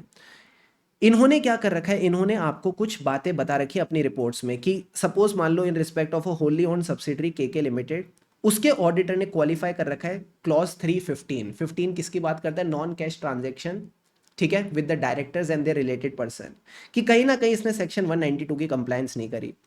एक जॉइंट कंट्रोल एंटिटी थी, उसने एडवर्स रिमार्क दे रखा है 39A का कि कहीं ना कहीं there is a default in the repayment of loans. फिर एक और एंटिटी है AZ इंडस्ट्रीज लिमिटेड, उसके प्रिंसिपल ऑडिटर ने एडवर्स रिमार्क दे रखा है फॉर 31C। सर सी किसकी बात करता है, PPT, T for title deeds, कहीं ना कहीं जो टाइटल डीड्स है they are not in the name of the company. तो आप क्या हो, आप फाइनलाइज कर रहे हो कंसोलिडेटेड रिपोर्ट, तो आप बताओ इस पे कैसे रिपोर्ट करोगे। तो CFS की रिपोर्टिंग पे हमारे पास एक क्लॉज है, क्लॉज 21। आप भी जब 21 साल के होते हो, 21 ईयर्स के होते हो, तभी तो क्वालिफाई होते हैं ना to be a member of ICAI। Yes sir. तो 21 में आपको कुछ नहीं करना होता, जितनी भी इंडिविजुअल रिपोर्ट्स की क्वालिफिकेशन है उनको समराइज करना पड़ता है। एंड अगेन इसी क्वालिफाइड रिपोर्ट के ऊपर कि क्वालिफिकेशंस को कैसे समराइज करते हैं, आपके कारो 2020 के क्वेश्चन बैंक में आपको क्वेश्चन मिल जाएगा। Just give me a moment, एक बार आ जाओ क्वेश्चन नंबर 16, RTP नवंबर 23। इससे पहले MTP नवंबर 23 का क्वेश्चन दिखाया था SQC1 वाला, ये RTP November 23। Again a similar question, देखो क्या कहता है। सेम चीज है कि आप एक लिमिटेड कंपनी के ऑडिटर हो, इसके पास एक सब्सिडरी है जिसका नाम है AT प्राइवेट लिमिटेड, जिसका स्टैट्यूटरी ऑडिटर कोई CAB है। उसने क्वालिफिकेशन कर रखी है अपनी कारो रिपोर्ट में, जिसने उसने बोला है कि short term funds were utilised for long term purpose, जो क्लॉज 9 की क्वालिफिकेशन होती है। जब आप कंसोलिडेट वगैरह कर रहे थे तो आपको ऐसा लगा कि मुझे इस क्वालिफिकेशन के बारे में अपनी रिपोर्ट में भी इंक्लूड करना चाहिए। मैनेजमेंट कहती है ऐसा कुछ करने की जरूरत नहीं है, और जो भी रिपोर्ट्स सब्सिडरी ने दे रखी है उसको हमें नहीं कंसीडर करना। डिस्कस द रिपोर्टिंग रिक्वायरमेंट, तो अगेन वही कंसोलिडेटेड फाइनेंशियल स्टेटमेंट वाली रिपोर्टिंग है। ये आपका डायरेक्ट आंसर आपको यहाँ पे मिल जाएगा, ठीक है। So question number 1 I feel it was fairly easy to attempt. अगर आपने अच्छे से नोट्स और क्वेश्चन बैंक कर रखे हैं, आप आराम से इसमें नंबर स्कोर कर सकते हो। अब आ जाओ क्वेश्चन नंबर 2। क्वेश्चन नंबर 2 का सबसे पहले ए पार्ट 5 नंबर का आया। ये किस स्टैंडर्ड का क्वेश्चन है सर, SA 250। अच्छा क्वेश्चन है। एंड अगेन इसका सिमिलर क्वेश्चन मैं आपको क्वेश्चन बैंक से गो थ्रू कराऊंगा, यू विल फील गुड। देखो क्या कहता है, what are the auditors responsibility in relation to compliance with laws and regulation. सबसे पहले सर क्या क्वेश्चन है, देखो क्या कहता है। AG private limited is a company involve in the business of textile manufacturing and having its factory eight Noida. Business of the company spread across India due to the recent fire incident. Local authority of Noida passed a regulation where it is compulsory for any organization in this area to have a valid fire no objection certificate by the regulatory authority. आपके पास एक NOC certificate होना चाहिए of regulatory authority. You are appointed as statutory auditor during the initial risk assessment phase. You observe that the company के पास जो है NOC नहीं है, company के पास NOC की पोजीशन नहीं है, तो आप TCWG के पास गए, और आपने इस मैटर पे जस्टिफिकेशन मांगी कि आपके पास एनओसी क्यों नहीं है। They are of the opinion that obtaining a fire NOC is outside the purview of the financial statement, इसका फाइनेंशियल स्टेटमेंट से कोई लेना देना नहीं है, तो auditor is not required to look at the same. क्या मैं बोल सकता हूं ऐसा ही सिमिलर क्वेश्चन चाइल्ड लेबर वाला भी था? सर कौन सा क्वेश्चन? एक बार आओ मेरे साथ, देखो क्वेश्चन नंबर 5। क्वेश्चन नंबर 5 बहुत बार इन लोगों ने पूछ रखा है, आपके स्टडी मटेरियल में भी है, एमटीपी में 20, 21, 23। देखो क्या कहता है, while verifying the employee records, आपको दिखे देयर वर चाइल्ड लेबर, जो कि लॉ के अगेंस्ट है। On questioning the management was told it was outside his scope of financial audit. Similar question आपके उसमें था स्टडी मटेरियल में, that outside your scope of financial audit, give your comments as per standards on auditing. तो दोस्त आपको कुछ नहीं करना, आपको अपनी रिस्पॉन्सिबिलिटी बतानी है कि हमारी जो रिस्पॉन्सिबिलिटी है it is not to prevent the non compliance, और हम नॉन कंप्लायंस को डिटेक्ट वगैरह नहीं कर सकते। हमको सिर्फ एक रीजनेबल अश्योरेंस चाहिए, हम कंसिडर करेंगे applicable legal and regulatory framework. ठीक है सर, जो लॉज एंड रेगुलेशंस का डायरेक्ट इफेक्ट है उसको लेके हमको क्या चाहिए? Sufficient and appropriate evidence. जिनका डायरेक्ट इफेक्ट है उसको लेके चाहिए sufficient and appropriate evidence, but जो बाकी लॉज हैं जिनका कोई डायरेक्ट इफेक्ट नहीं है, हमको उनकी नॉन कंप्लायंस से फर्क पड़ता है, हमको उनकी नॉन कंप्लायंस से फर्क पड़ता है, because that can have a material effect on financial statement. फिर आपने फैक्ट्स ऑफ द केस लिखने और बस इतना बोलना है कि अगर कोई पीनल प्रोविजंस हैं that should be properly disclose by the entity, और अगर ये चीज इन्होंने रिफ्लेक्ट नहीं करी तो हम क्वालिफाइड और एडवर्स ओपिनियन देंगे एज पर ऐसे 705। ठीक है, तो I genuinely feel it was a similar question that was already there in your question bank. अगर आपने वहां पे थोड़ा सा अपना बढ़िया दिमाग चला लिया होगा तो you should have been able to easily attempt it. ठीक है सर, अब आ जाओ बी पार्ट पे। Comment on the contention of mister X as per the relevant section of revised code of ethics. Then, what documentations are required to be prepared by CAF regarding the non-compliance observed over and above the requirements of standard on auditing? A good question by ICI. Sir ये question किस चीज के ऊपर है? पानी के 2-2 घूंट लगाओ and get ready.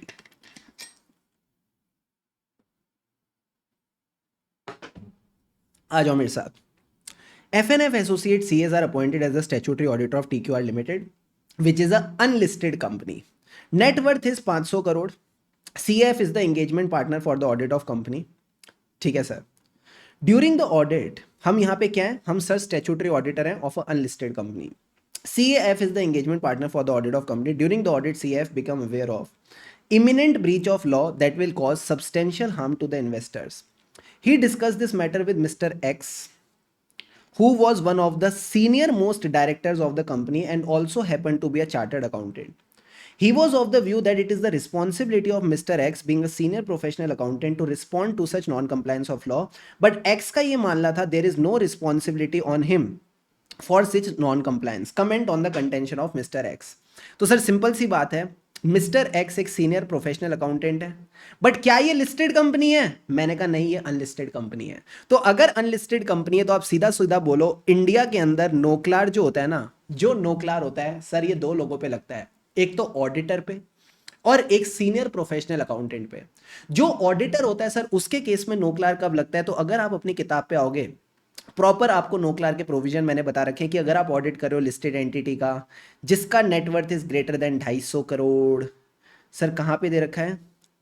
I think आपको पुराना वाला एडिशन है तो लास्ट में मिल जाएगा, नया वाला एडिशन है तो बीच में आपको कहीं ना कहीं ये मिल जाएगा।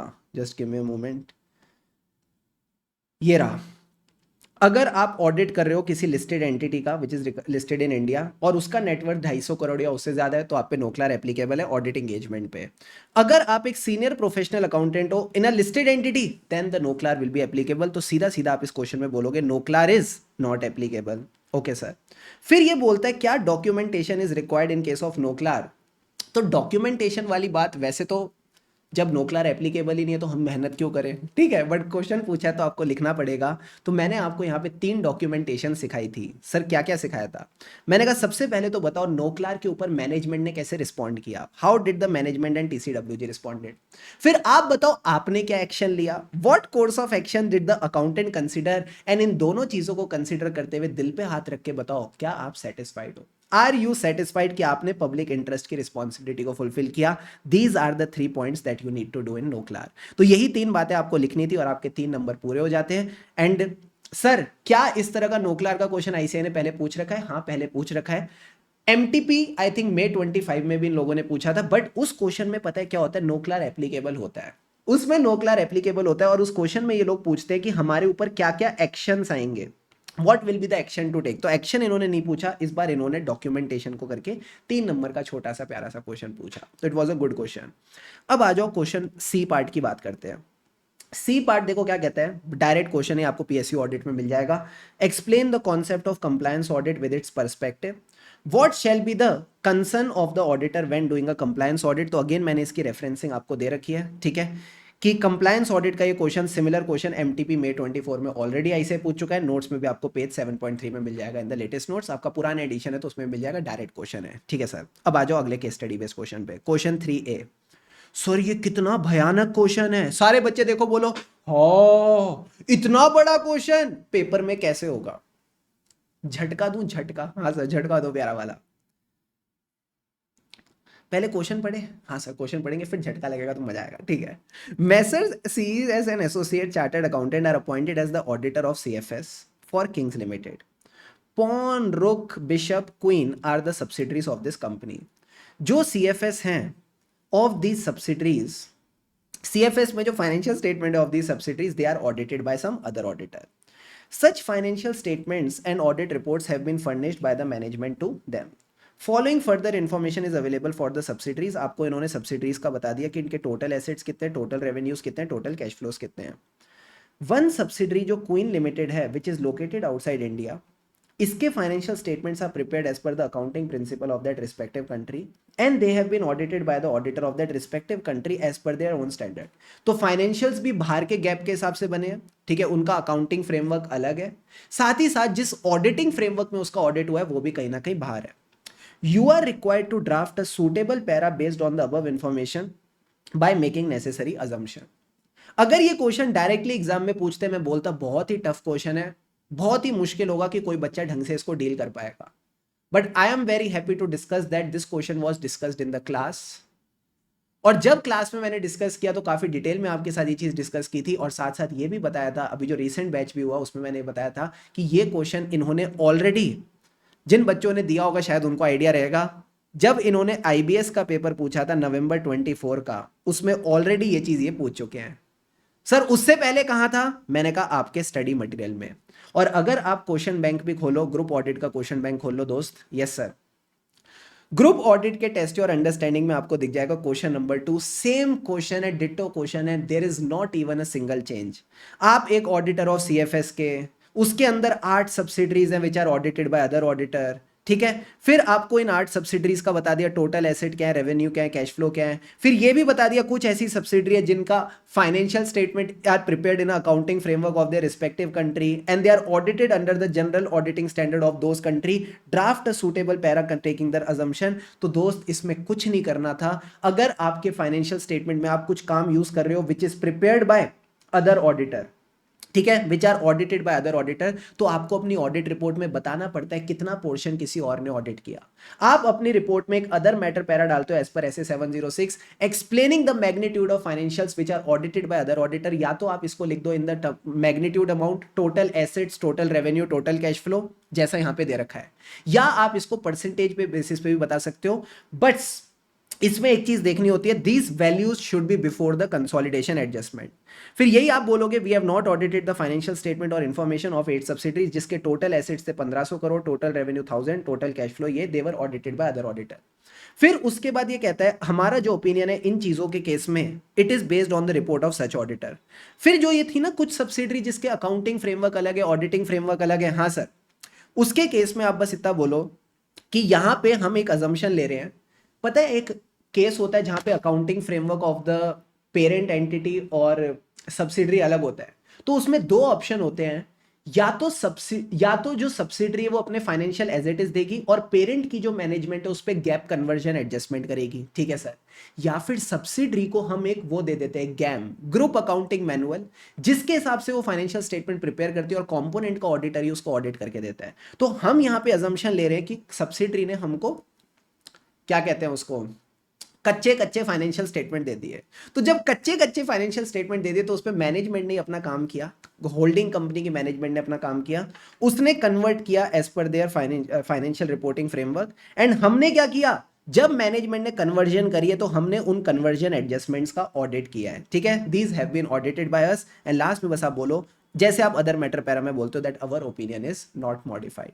So it is really good question and I am really happy that कहीं ना कहीं ऐसे जो क्वेश्चन है वो पूछ तो अपने मटेरियल से रही है बट अच्छे क्वेश्चन पूछ रही है, विच इंश्योर्स कि कहीं ना कहीं अच्छे अच्छे प्यारे प्यारे बच्चे बढ़िया बढ़िया नंबर लाए।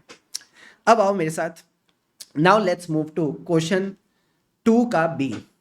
क्वेश्चन 2 का B I think it's a very direct and easy question in respect of ऐसे 540। मैंने आपको चिल्ला चिल्ला के बोला था 540 आएगा आएगा, दोनों एमटीपीज में 540 का क्वेश्चन था, तो इससे ज्यादा आईसीआई इंडिकेशन नहीं दे सकता कि 540 will be asked in exam. So explain the matters which need to be evaluated by CAG for estimation uncertainty of a significant risk. तो जब भी सिग्निफिकेंट रिस्क की एस्टिमेशन अनसर्टेनिटी होती है तो उसके 4 पॉइंट्स आपके नोट में दे रखे हैं, वही आपने ऑलरेडी कवर करने हैं। अगेन मैंने इस डायरेक्ट क्वेश्चन की आपको रेफरेंसिंग दे रखी है, नोट्स के अंदर भी आपको मिल जाएगा। क्वेश्चन बैंक में भी क्वेश्चन 5 एमटीपी में 23 का क्वेश्चन था, इजीली आप इसको हैंडल करके चल सकते थे। अब आ जाओ सी पार्ट। सी पार्ट कहता है elucidate the objective of the engagement assigned by the company to the statutory auditor SRE 2410। तो जो रिव्यू एंगेजमेंट के ऑब्जेक्टिव वाला पॉइंट होता है, again it is a direct question.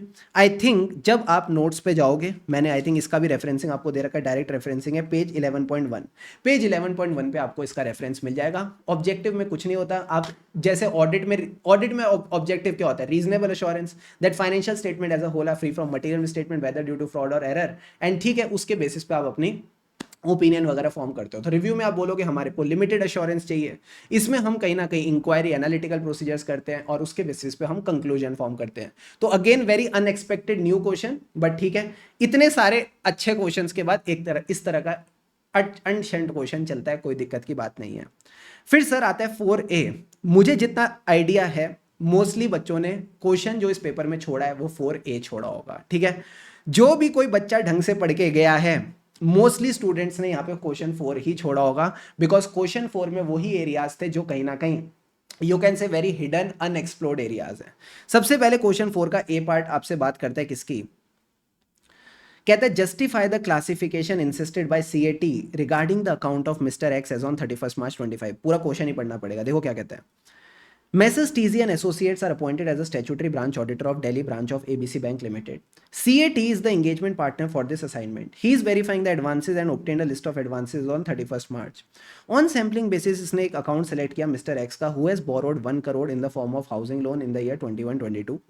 Account was operating positively till 23-24, कहीं ना कहीं 23-24 तक सब सही चल रहा था, बट जब अप्रैल 2024 आई, इसका अकाउंट ओवरड्यू रहने लगा और अक्टूबर में इस बोरोवर ने बैंक को अप्रोच किया कि भाई मेरा रीपेमेंट पीरियड थोड़ा बढ़ा दो, मेरा रेट ऑफ इंटरेस्ट थोड़ा कम कर दो क्योंकि मुझे फाइनेंशियल डिफिकल्टीज हो रही हैं। सर जब भी बोरोवर इस तरह से अप्रोच करता है और बैंक उसको रिलीफ देता है तो इसको क्या कहते हैं सर, इसको कहते हैं रीस्ट्रक्चरिंग। 1 नवंबर को ब्रांच ने इस प्रपोजल को एक्सेप्ट किया और उसका रीपेमेंट पीरियड बढ़ा दिया, रेट ऑफ इंटरेस्ट कम कर दिया। Branch classified the account of mister X as a standard asset as on 31st March. मुझे एक बात बताओ, जब आपकी रीस्ट्रक्चरिंग होती है तो क्या वो स्टैंडर्ड एसेट होता है? मैंने कहा नहीं, स्टैंडर्ड से बदल के अब वो सब स्टैंडर्ड की कैटेगरी में कहीं ना कहीं आ जाता है। CAT insisted the branch manager to classify it as a substandard as there is a change in the terms of payment. CAT started to draft the memorandum of changes to be submitted to the branch. Rate of provision के बारे में इन्होंने कुछ दे रखा है कि जो substandard asset है उस पर 20% लगना चाहिए as per the bank board, जबकि जो आरबीआई की रिक्वायरमेंट है दैट इज 15%। तो कहते हैं जो क्लासिफिकेशन करिए सही करिए, आंसर इज नो, क्लासिफिकेशन नहीं करिए, वो सबस्टैंडर्ड होना चाहिए। अगर आप अपने नोट्स भी खोलोगे, if you people open your class notes, तो वहां पे भी मैंने आपको प्रॉपर इसकी थ्योरी लिखवा रखी थी, तो यही थ्योरी आपने लिखनी है और कंक्लूड करना है that on the restructuring it is downgraded from standard to substandard. तो पहले आप मीनिंग लिखो, जब भी कंसेशन मिलते हैं from lender to the borrower for financial difficulty और उसके हिसाब से मॉडिफिकेशन ऑफ टर्म्स होता है, उसको रीस्ट्रक्चरिंग कहते हैं। अब हमें देखनी है compliance with the circular, verify the compliance with the circular. हमको सर्कुलर के हिसाब से कंप्लायंस देखनी है, ठीक है। अब सर जो कंप्लायंस है उसके 3 स्टेजेस देखने होते हैं, before, after, before, during and after. Before का मतलब है रिस्ट्रक्चरिंग सिर्फ स्टैंडर्ड, सब स्टैंडर्ड और डाउटफुल की होगी, लॉस एसेट्स की नहीं होगी। हम रेट्रोस्पेक्टिवली रिस्ट्रक्चर नहीं कर सकते, प्रोस्पेक्टिवली होगा। Very good. फिर सर ड्यूरिंग द रिस्ट्रक्चरिंग का मतलब है कि अगर कोई चीज इंट्रिंसिकली वीक है तो उस पर प्रॉपर प्रोविजन बनना चाहिए, एंड रिस्ट्रक्चरिंग के बाद आप इसको डाउनग्रेड कर दोगे फ्रॉम स्टैंडर्ड टू सब स्टैंडर्ड, और बाकी जो भी आपके एसेट्स हैं सब स्टैंडर्ड वाले, डाउटफुल वाले, वो सेम कैटेगरी में रहेंगे। अब सर इसका अगर आप आंसर देखो ना, इसका आंसर ये वाला पार्ट तो क्लियर है, हाँ सर। फिर कहता है बताओ रेट ऑफ इंटरेस्ट क्या लगेगा, तो क्योंकि यहां पे ऊपर लिखा है हमें चेक करनी है कंप्लायंस विद द सर्कुलर, तो अगर हम सर्कुलर के हिसाब से चलें, आईआरएसी नॉर्म्स वगैरह के हिसाब से चले, तो मेरे हिसाब से कहीं ना कहीं आप इस पे 15% लगा सकते हो। अब आप बोलोगे सर प्रूडेंस के हिसाब से 20% होना चाहिए, तो क्लियरली आपके मटेरियल में इस चीज के बारे में नहीं लिखा, तो मैंने आपको जो रिप्रेजेंटेशन बना के दी थी आईसीआई को मेल भेजने की, तो मैंने उसमें ये चीज लिखवाई है कि अगेन इस चीज को लेके प्रॉपर क्लैरिटी नहीं है स्टडी मटेरियल में, तो you should give this observation to ICI. ठीक है, तो सेकंड वाला पार्ट वाज लिटिल एम्बिगुअस। अब सर जो बी पार्ट है, it was a direct question of your digital audit, कि ठीक है confidentiality, security, data protection remote audit में आप कैसे कंसिडर करोगे, तो इसकी रेफरेंसिंग मैंने आपको अगेन दे दी है।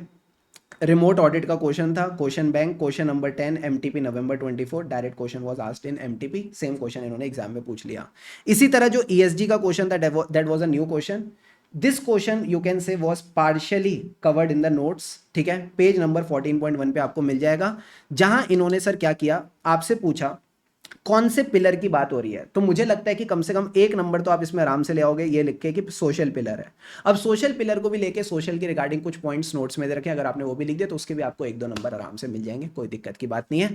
अगेन मैंने आपको यहाँ पे इसकी रेफरेंसिंग दे दी, तो this was your question 4। Again ये वो एरियाज है जो मोस्टली बच्चे छोड़ के जाते हैं, तो मुझे लगता है मोस्टली स्टूडेंट्स ने इसी क्वेश्चन को छोड़ा होगा। अब आ जाओ क्वेश्चन 5A। क्वेश्चन 5A ऐसे 810 का क्वेश्चन था, जिसमें इन्होंने ऑडिट प्रोसीजर के बारे में पूछा, फर्स्ट टाइम इन्होंने ऑडिट प्रोसीजर टेस्ट करे। Again it is a direct question जो आपको नोट्स में मिल जाएगा पेज 10.9 पे। ठीक है सर। फिर question 5B, it was from ऐसे 505, जो टेस्ट करता है सर आपकी reliability of external confirmation. Sir again ये जो केस स्टडी बेस्ड क्वेश्चन इन्होंने पूछा, ये तो डायरेक्ट क्वेश्चन है, आप आराम से हैंडल कर लोगे। अच्छा हाँ, यहां भी मैं एक बात बता दूं, कई बच्चों को पेपर में देख के समझ में नहीं आया सर अब्रिज्ड फाइनेंशियल स्टेटमेंट का मतलब क्या, समरी फाइनेंशियल स्टेटमेंट होता है। और जब हमने ऐसे 810 पढ़ा था, और उस टाइम पे मुझे अभी भी याद है, मैंने आपको एओसी 4 दिखाया था, एओसी 4 या 4A दिखाया था, जहां पे मैंने आपको दिखाया था कि भाई criteria for preparing the summary financial statement, वहां पे समरी वर्ड नहीं लिखा था, अब्रिज लिखा था। रुको एक सेकंड दिखाता हूं। See this is what we discussed in the class also, जब मैं आपको क्राइटेरिया वाला कॉन्सेप्ट पढ़ा रहा था ऐसे 810 में, तो मैंने आपको सीधा सीधा बताया था कि जो सेक्शन 136 सबसेक्शन 1 होता है, ये हमको क्राइटेरिया देता है for abridged financial statement. And even जब हमने यहां पे बात की थी, तो मैंने आपको बताया था अब्रिज्ड का मतलब क्या होता है, समरी। तभी दोस्त मैं ये कहता हूं, गया वो टाइम जहां सिर्फ रट्टा लगा के सीए स्टूडेंट्स पास होते थे। अब आपको चीजें सीखनी है, समझनी है, ये प्रैक्टिकल इंसाइट्स भी बहुत जरूरी है अब एक अच्छा चार्टर्ड अकाउंटेंट बनने के लिए, और इसके साथ साथ याद करना भी जरूरी है। जब आप इन सारी चीजों को साथ में लेके चलते हो, तभी आप एक अच्छे रॉक स्टार बनते हो, एक अच्छे सीए स्टूडेंट बनते हो। And it makes me very happy when ICI is testing on this level, कि भाई जो बच्चे बढ़िया बढ़िया मेहनत कर रहे हैं। देखो यार, आपको ना एक बात समझनी पड़ेगी, 3 पेपर है, किसी ना किसी एक पेपर ने तो टफ आना है सर। इस बार ऑडिट आ गया, कल को कभी एफआर और एएफएम भी टफ आएंगे। तो जब एफआर और एएफएम भी टफ आएंगे ना, मैं बताऊं कौन सा स्टूडेंट धुरंधर बन के निकलेगा। आप अगर वो स्टूडेंट हो जो पास होना चाहते हैं, ध्यान से समझना इस बात को, जिस स्टूडेंट ने अच्छे से अपने जो कॉन्सेप्ट नोट्स है ना, उनको अच्छे से गो थ्रू कर रखा होगा, समझ रखा होगा, और क्वेश्चंस की भर के प्रैक्टिस कर रखी होगी। अगर आपने कॉन्सेप्ट नोट्स और क्वेश्चंस को अच्छे से कवर कर रखा है, डेफिनेटली आपको कोई नहीं रोक सकता एग्जाम में पास होने से। प्लस एग्जाम में आपको एक कूल एंड काम माइंडसेट लेके बैठना पड़ेगा। जरूरी नहीं है हर चीज आपको एकदम अच्छे से आती हो। 118 नंबर का पेपर है, 118 मार्क्स का पेपर है, तो उसमें जरूरी नहीं है सब कुछ एकदम अच्छे से आता हो। अगर आपको 70-80 मार्क्स का भी अच्छे से आता है, 75-80 मार्क्स का भी अच्छे से आता है, 65-70 का भी आता है, मैं कहता हूं 60 मार्क्स का भी आता है ना ढंग से, आप 40-50 तो यार ले आओगे, कोई दिक्कत की बात नहीं है। बट जस्ट मेक श्योर आप कामचोरी ना करो, शॉर्टकट्स के पीछे मत भागो, प्रॉपरली क्लास कंप्लीट करो, उसके बाद उसकी 2 से 3 रिवीजन करो। अगर आप ये 2 चीजें अच्छे से कर रहे हो, आपको कोई नहीं रोक सकता धुरंधर नंबर लाने से। बात समझ में आ रही है? आ रही है सर, वेरी वेरी गुड। अब दोस्तों आगे बढ़ेंगे, बस आई थिंक मोस्टली अपना डिस्कशन कंप्लीट होने वाला है। मैं आपको बी समझाने वाला था, है ना, 5 का बी। और 5 का बी तो भाई साहब तुमको देख के मजा आ जाएगा। देखो क्या कहता है, how would messrs R and associate proceed to deal with this situation as the auditor of the company. पहले पूरा क्वेश्चन पढ़ते हैं। ABC Limited is in the business of manufacturing of iron ore and steel bars. The company is having the registered office in Mumbai and factory in Bhiwandi. Messrs. R and Associates are appointed as the statutory auditor for financial year 24-25. While going through the trial balance of the company, they observed that company के पास 50 customer है, 40 vendor हैं. They requested the company कि भाई हमको authorisation दो ताकि हम इनको एक्सटर्नल कंफर्मेशन भेज सकें to the customer and vendor. Company ने हाथों हाथ उनकी रिक्वेस्ट मान ली, ठीक है, और उनको अथॉरिटी लेटर दे दिया to send the confirmation. Auditor ने कंफर्मेशन भेजी to the top 3 customer and top 3 vendors and 2 दिन के अंदर अंदर मैनेजमेंट ने उनको ड्यूली साइंड रिस्पॉन्स दे दिए from the customers and vendors जिनको इन्होंने कंफर्मेशन भेजी थी। पहले मुझे बताओ, आप सबने आर्टिकलशिप करी है? Yes sir. क्या इतनी जल्दी कंफर्मेशन का रिप्लाई आ जाता है? No sir, it is too good to be true.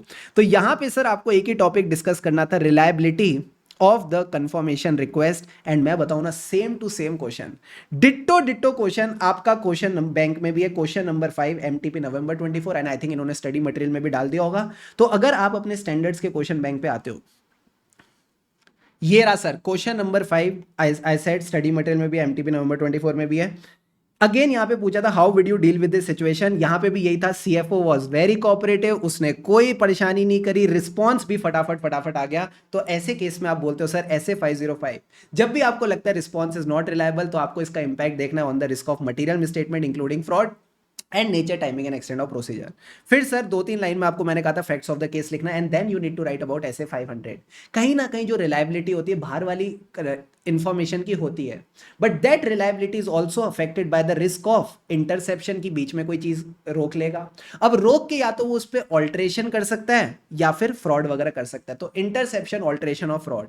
And फिर सर यहाँ पे जो फैक्टर्स है जिससे पता चलेगा there is a doubt over reliability, तो 2 फैक्टर हो सकते हैं, या तो भेजने वाला गलत आदमी है, भेजने वाला गलत आदमी यानी it is appearing to not come from a original confirming party, या फिर भेजने वाला तो सही था बट बीच में किसी और के हाथ लग गए यानी इट इज कमिंग इनडायरेक्टली। तो दोनों में से कोई भी सिचुएशन हो सकती है, भेजने वाला गलत आदमी या बीच में किसी ने चेंज कर दिया यानी इनडायरेक्टली, तो ऐसे केस में ये अनरिलायबल बन जाएगा and it is a fraud risk factor. So again a direct question of your study material that was asked in the exam.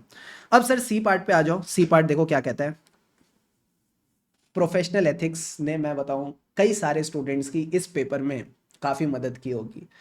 कहता है do you agree with the view of CA Neha, analyse the facts and give your comments in light of applicable code of conduct. जब भी question कहता है code of conduct या chartered accountant act 1949, it is a professional ethics का question.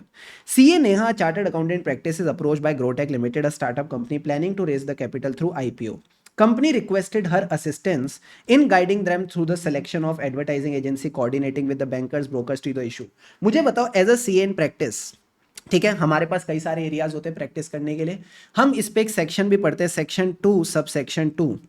उसी के अंदर sir एक क्लॉज 4 आता है जिसमें काउंसिल ने परमिट कर रखी है मैनेजमेंट कंसल्टेंसी सर्विस। उसी के अंदर मैं आपको बोलता हूं कि क्या हम हेल्प कर सकते हैं अपने क्लाइंट को selection of agencies, brokers and bankers. Answer is yes. इसमें सर कोई दिक्कत की बात नहीं है, ये चलेगा।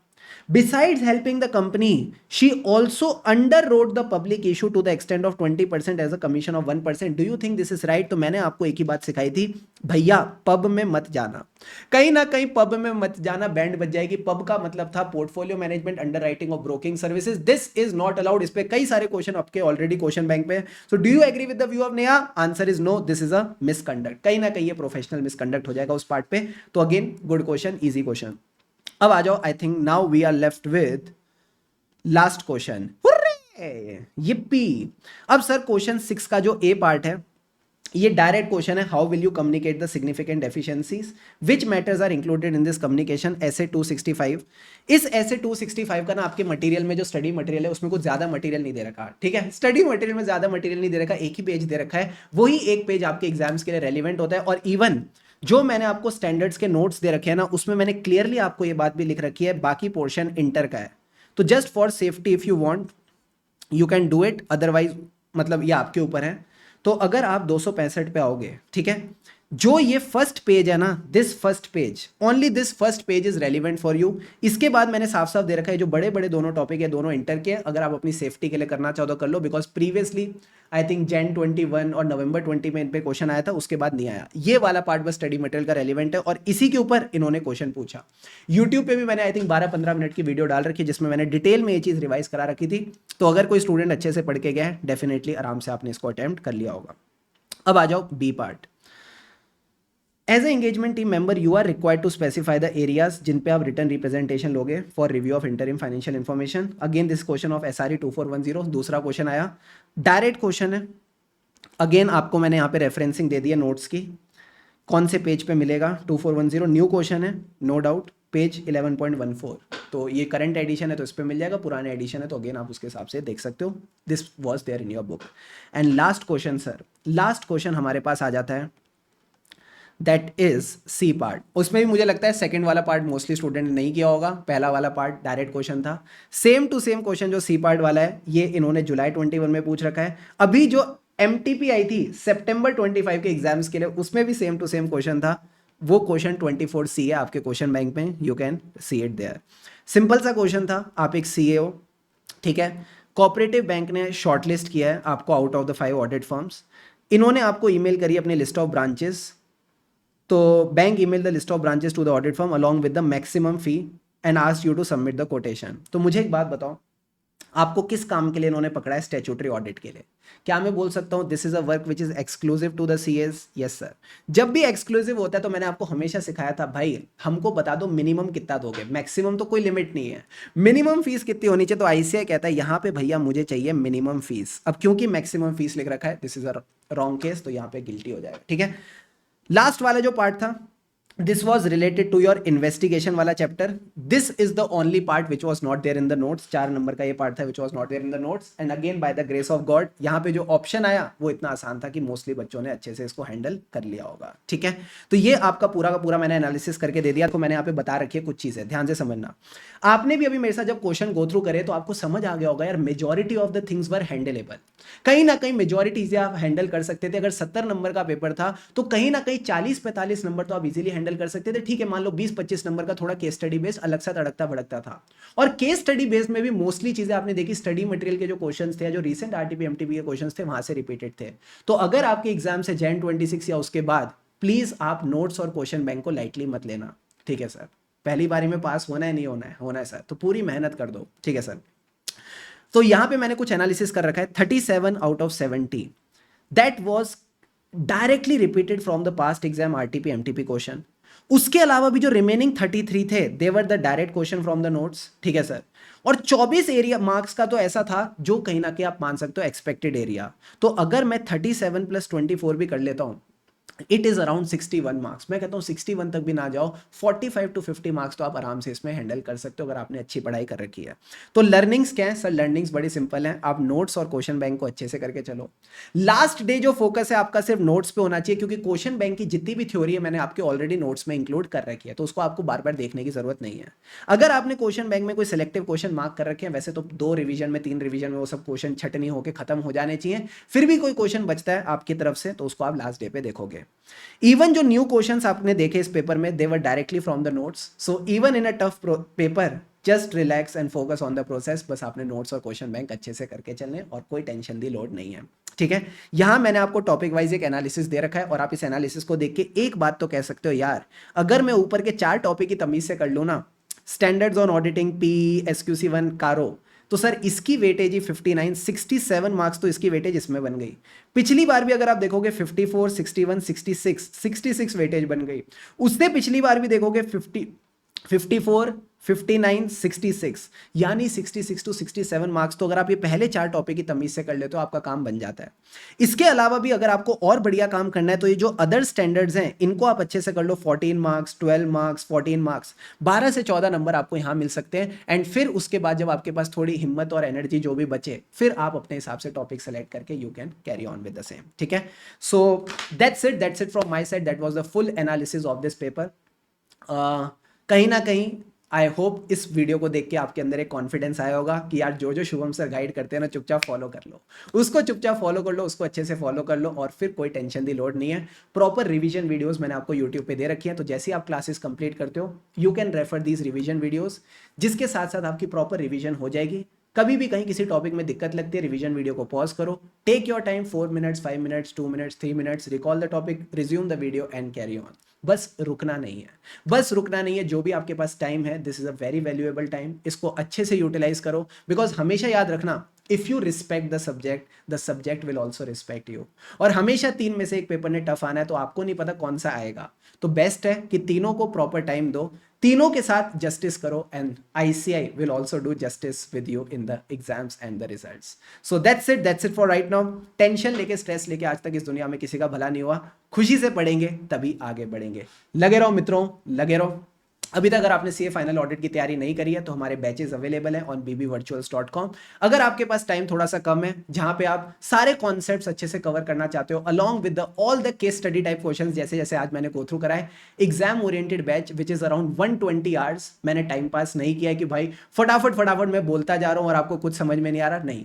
प्रॉपर आपको क्लास नोट्स बनवाए हैं, प्रॉपर क्वेश्चन बैंक के अच्छे क्वेश्चंस प्रैक्टिस कराए इन दैट बैच। 120 आवर्स में आपके all the concepts with the प्यारे प्यारे क्वेश्चंस कवर हो जाएंगे। बट अगर आपको लगता है नहीं सर मेरे पास टाइम थोड़ा एक्स्ट्रा है, जहां पे मुझे थोड़ी प्रैक्टिकल इनसाइट्स भी चाहिए, कई बार कुछ क्वेश्चंस की रिटन प्रैक्टिस भी चाहिए, तो फिर you can think of going ahead with the regular batch के लिंक्स आपको डिस्क्रिप्शन में मिल जाएंगे। वीडियो अच्छी लगी हो तो do give it a like, and yes, stay subscribe to the channel for more such videos. कोई भी आपके पॉइंट ऑफ व्यू है आप कमेंट सेक्शन में शेयर कर सकते हो। Thank you so much. खुशी से पढ़ेंगे तभी आगे बढ़ेंगे।